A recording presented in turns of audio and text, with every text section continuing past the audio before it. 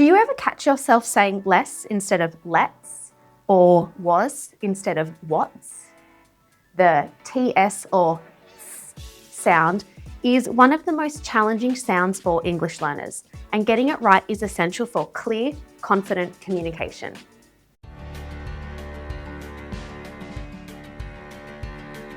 Hello everyone, g'day everyone. Welcome back to Aussie English with Amanda for all you returned watchers. And if you're new here, welcome to Aussie English with Amanda. What's going on? We have another video lesson today. This is something I do try and do once a month alongside my podcast, with new episodes coming out every fortnight. So my podcast, if you don't know, is called Chinwag Tuesdays. I'll link it in the playlist below and also up top if you are interested in checking that out after this video, of course. So what's today about? Let's rewind a second back to where I asked you, what's going on? What's going on? What's? Notice how I'm not saying what's going on.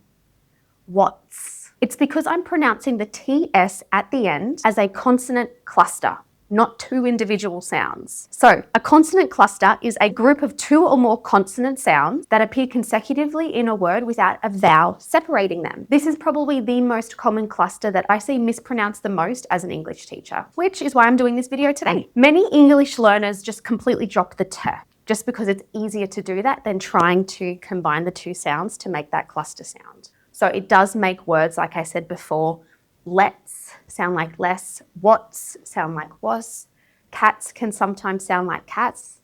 So getting this sound right is really important if you want to have that clearer pronunciation. So let's have a look at how we actually make the ts sound. To make the ts sound clearly and naturally, we just need to quickly understand how to make those two sounds separately first.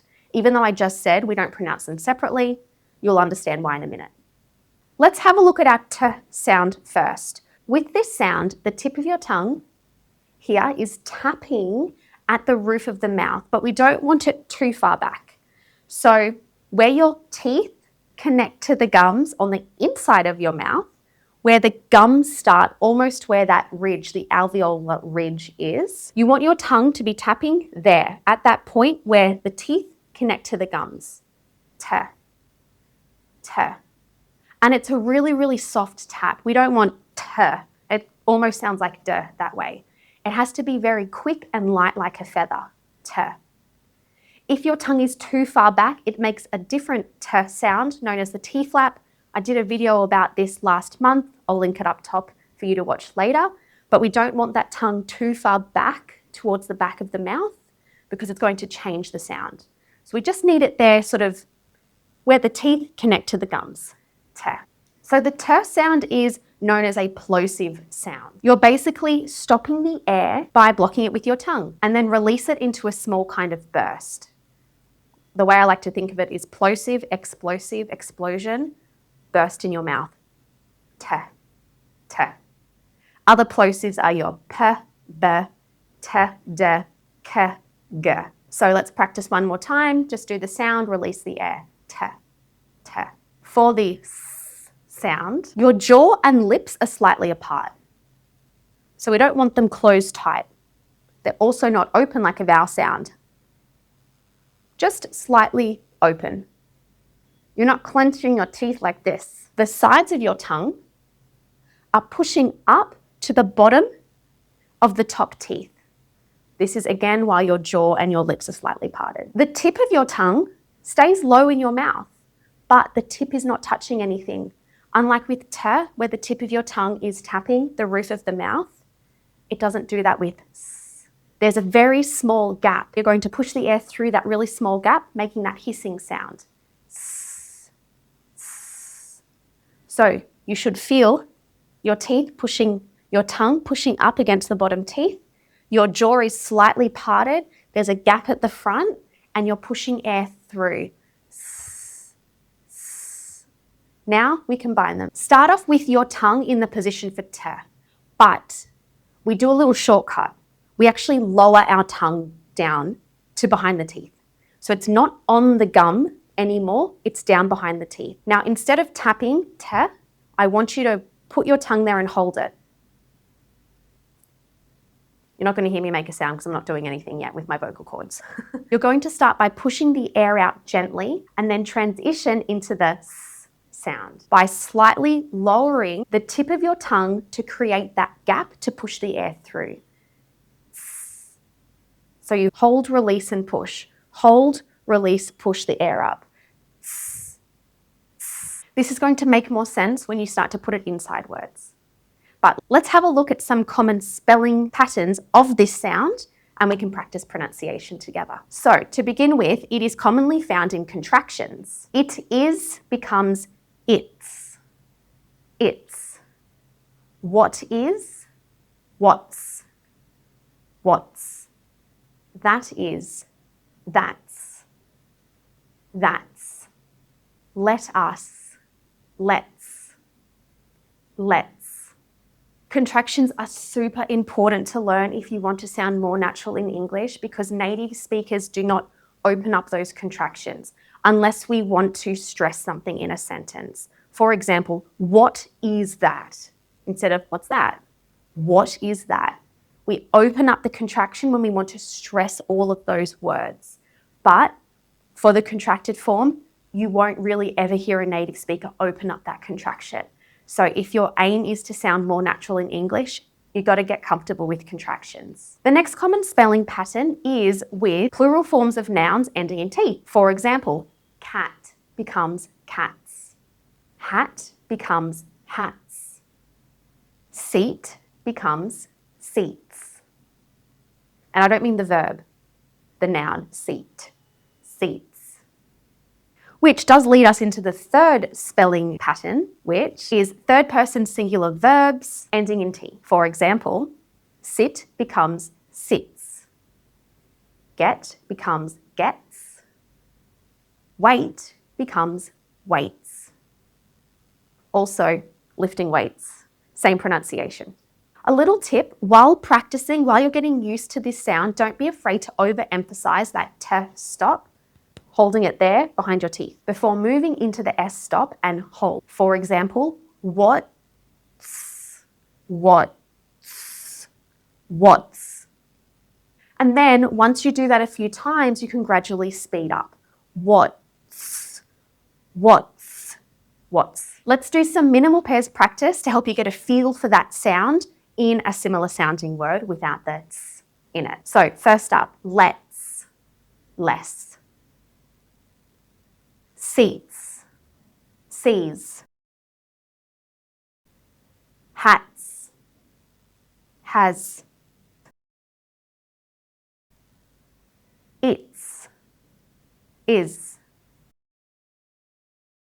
Gets, guess.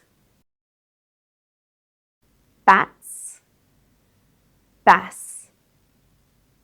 And a few phrases to practice these pairs together. So minimal pairs are really, really great for practicing similar sounding words where most of the time just one sound is different. Putting both of those words into the one sentence not only helps improve your pronunciation of those two different sounds, but it helps improve your listening as well. First one, let's have less sugar. Let's have less sugar. Let's have less sugar. He sees the seats. He sees the seats. He sees the seats. She has 4 hats. She has 4 hats. She has 4 hats. Now, what happens when you have this sound at the end of the word like what's, and the next word starts with a vowel sound? Ordinary linking rules say that when a word ends in a consonant sound and the next word starts with a vowel sound, we link it together. Same rule applies, but it's going to make this actually a little bit easier for you to say because what we're doing, we're almost separating that sound into t and s. For example, what's outside? Instead of trying to hold that TS and drag that s at the end, what's? You're going to move the S, move the S over to the vowel. What's outside? What's outside? One thing to keep in mind though is to treat this as one word with multi-syllables. One mistake I see in my one-on-one classes when we are doing linking practice is that students tend to take that consonant at the end, link it to the vowel, but then treat that first word as a separate word. What? Outside. We don't want a gap there. The whole point of linking is to remove that gap. So you're making up a word. Obviously, what's outside is not one word, but teach your brain that it's one word, multi-syllables, to have that even flow. What's outside? The rats are in the garden. The rats are in the garden. The rats are in the garden.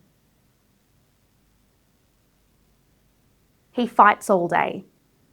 He fights all day. He fights all day.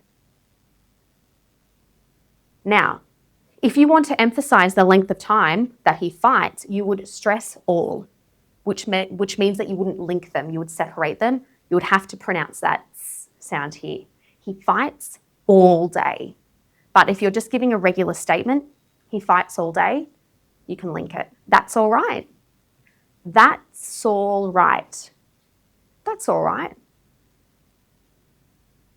To wrap up, the ts or ts sound is a small but really important detail in English pronunciation. And this is just not for Aussie English, this is for English in general. And as with all sounds, with practice, you'll start using this sound naturally in everyday conversations. So keep practicing the drills, listening carefully to native speakers, and recording yourself to track your progress. And don't be afraid to make mistakes and self-correct. This is how you see your own progress. And native speakers do it all the time. I just did it before. I tongue-tied myself. My tongue got twisted, so I had to self-correct. I wasn't going to include that, but I think I will so you can see it. So don't be afraid to self-correct. Don't be afraid to make mistakes.